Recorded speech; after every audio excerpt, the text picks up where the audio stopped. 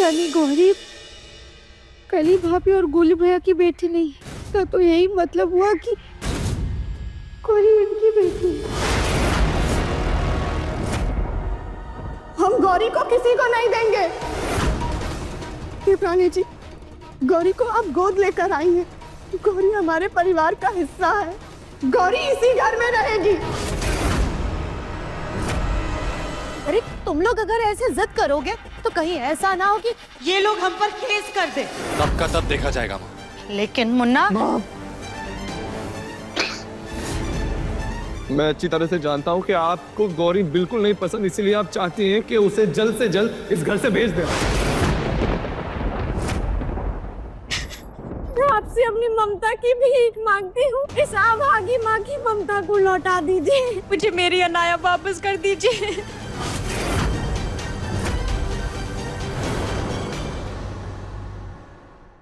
मुझे मेरा बच्चा वापस चाहिए। मुझे मेरी अनाया लौटा दीजिए। ये अनाया नहीं, गौरी है, गौरी।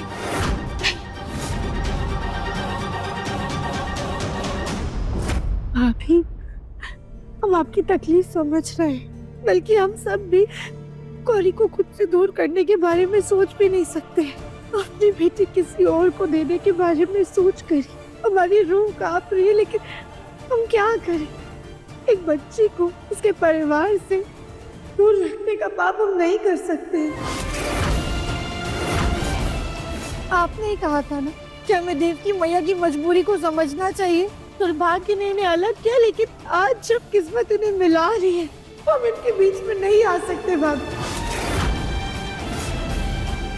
ईश्वर ने हमें ये सौभाग्य दिया कि इतने समय तक हम गौरी को संभाल पाए। अब उसका एहसान हमें लौटाना होगा। भाभी, इंसानियत का फर्ज निभाते हुए हमें गौरी को उसके परिवार से मिलवाना होगा। हमारा कोई हक नहीं है भाभी की एक बच्ची के सर से हम उसके माँ बाप का हाथ हटा दें। गौरी को उसके माता पिता को सौंप दीजिए भाभी।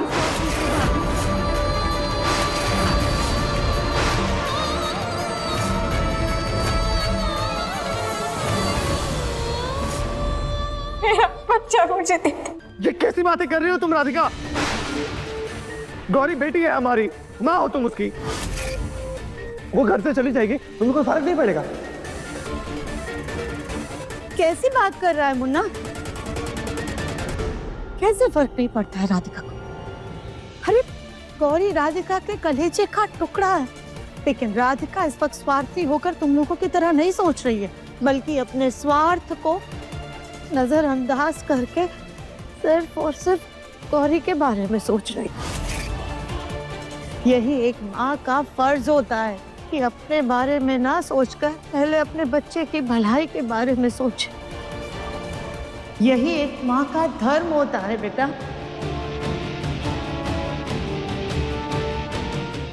जी, गौरी इस घर से जाएगी तभी मुन्ना का ध्यान अपनी माँ पे वापस आएगा। गौरी के बाद इस गोलमुखी की भी कन्नी काट देंगे इस घर से।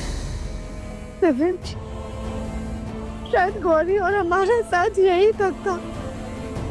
शायद गौरी इस घर में इसीलिए आई थी ताकि वो अपने असली माँ बाप से मिल सके।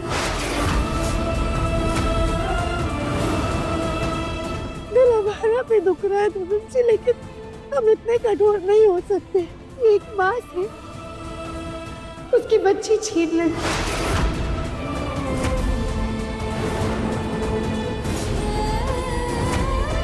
नहीं दिलरानी जी, हम गौरी को कहीं नहीं जाने दे सकते। हाँ राधिका बेटा, गौरी अब इस परिवार का हिस्सा बन चुकी है, उसे कैसे जाने दें?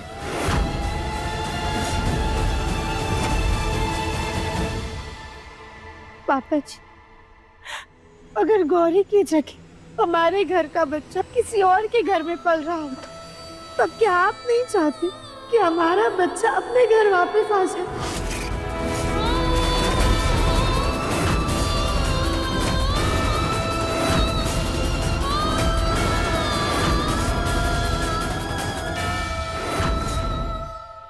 सास जी, आपकी आंखों के सामने सब तमाशा हो रहा है और आप चुपचाप खड़ी हैं। हमने आपसे बड़ा पत्थर दिल इंसान आज तक नहीं देखा। आज हम सबको सारा सच बता कर रहेंगे। ज्यादा भावनाओं में बहने की कोई जरूरत नहीं कली। जोश में आकर होश मत गवा देना।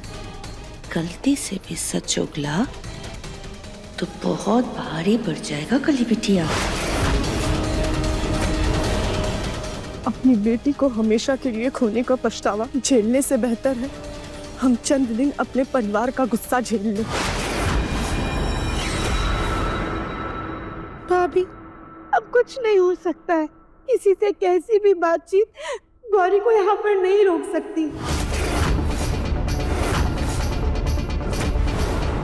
कि भोलेनाथ की मर्जी है जो ये लोग घर पर आए। अब गौरी को इसकी असली माँ को सौंप दीजिए। नहीं राधिका, ये बिल्कुल सही नहीं कर रही तुम। दिव्यांश, हम पर भरोसा रखिए। हम जो कर रहे हैं बिल्कुल सही कर रहे हैं।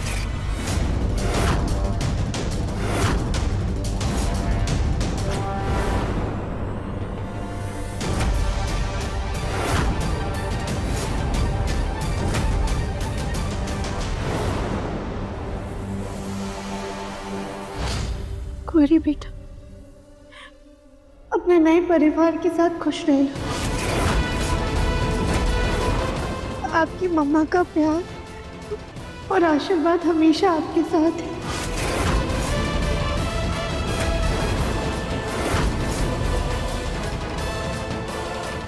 नहीं देवरानी जी, हम गौरी को किसी को नहीं देंगे क्योंकि ये उनकी बच्ची नहीं है।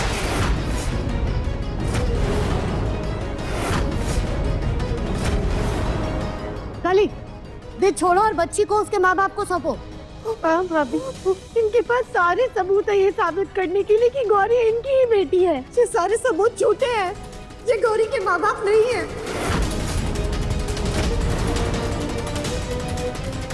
आप इतने यकीन से कैसे कह सकती हैं? क्योंकि गौरी की माँ हम हैं।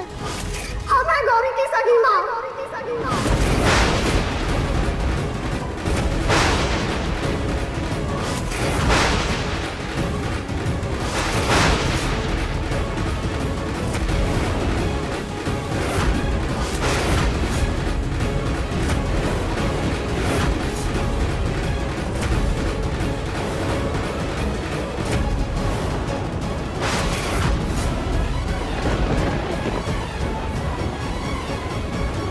कली, तुम ये क्या कह रही हो? गोलू जी, आपके सर की कसम, ये लोग गौरी के माँ बाप नहीं है। गौरी हमारी और आपकी बेटी है।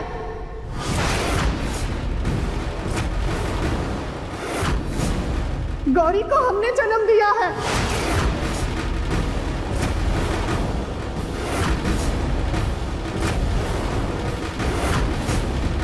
कली, ये क्या बकवास कर रही हो?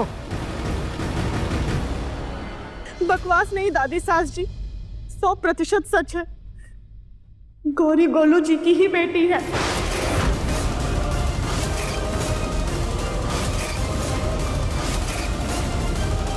आपने कहा था ना, हमारे खानदान के हर पहले बच्चे के पीठ पे ये निशान होता है, तो गौरी को भी वो निशान अपने पापा से मिला है।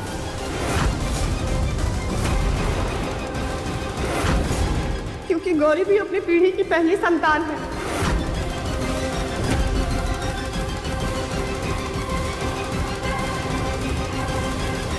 पर कली बेटा, ऐसे कैसे हो सकता है? हमारा बच्चा तो मरा हुआ पैदा हुआ था ना।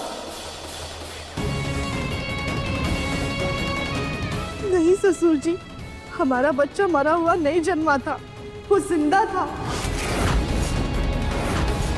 बल्कि वो कोई और नहीं, हमारी गौरी थी।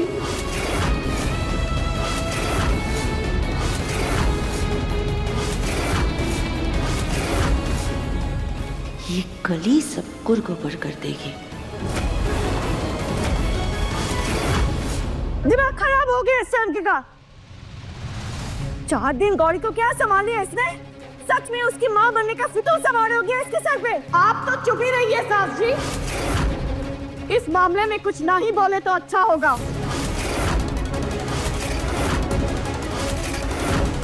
कभी अगर गौरी तुम्हारी और गोलू भैया की बेटी है तो इतने महीनों से वो अनाथ आश्रम में क्यों थी?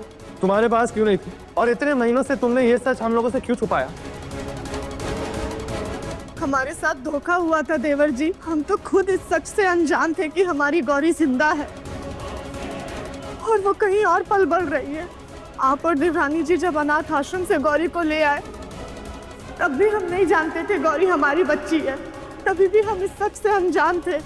ये सच तो धीरे धीरे हमारे सामने आया। धीरे धीरे मतलब ये पापा जी कि किसी ने खुद कली भाभी से झूठ बोला था, उन्हें इतने साल तक अंधेरे में रखा था। दरअसल सबके पीछे कली भाभी का नहीं बल्कि किसी और का हाथ था। क्यों भाभी, बताइए ना, सही कह रहे हैं ना हम? कौन था इन सबके पीछे? गौरी अनाथ आश्रम में क्यों थी? माँ पूरा परिवार होने के बावजूद वो अनाथों की तरह क्यों पल रही थी? क्यों इतने समय तक आपकी ममता भरे आंचल से वंचित थी? बताइए भाभी, कौन था इन सबके पीछे? खड़े खड़े सोच क्या रहे हो, बोलो। क्योंकि ये नहीं चाहती थी कि हमारी गौरी इस घर में रहे।